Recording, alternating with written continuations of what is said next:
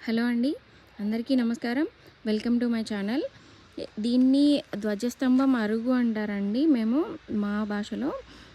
యాక్చువల్‌గా ఇక్కడ ఇది 4 సైడ్స్ వర్క్ చేస్తారు కంప్లీట్‌గా. ఇక్కడ ముందు పక్క ఉన్న భాగంలో బలిపీఠాలను పెట్టుకోవడానికి ఉపయోగించుకుంటారు. ఇందులో ఈ మధ్య ఉన్న హోల్‌లో ఆ ధ్వజస్తంభాన్ని ప్లేస్ చేసి ఫిక్స్ చేస్తారండి దేవాలయాలకి ముందర. ఇది మీకెలా వస్తుందనేది నేనిక్కడ చూపిస్తాను.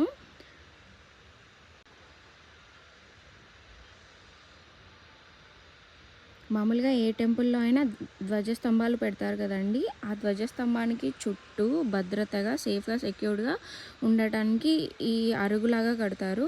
ఇక్కడున్న ఈ హోల్‌లో అంటే ఈ ఖాళీ స్థలంలో ఆ ధ్వజస్తంభాన్ని ఉంచి ప్రతిష్టాపనలాగా చేస్తారండి. ఈ ఈ ముందు భాగంలో వచ్చేసి బలిపీఠాలని పెడుతూ ఉంటారు. ఇక్కడే పూజలు అన్నీ చేస్తారు.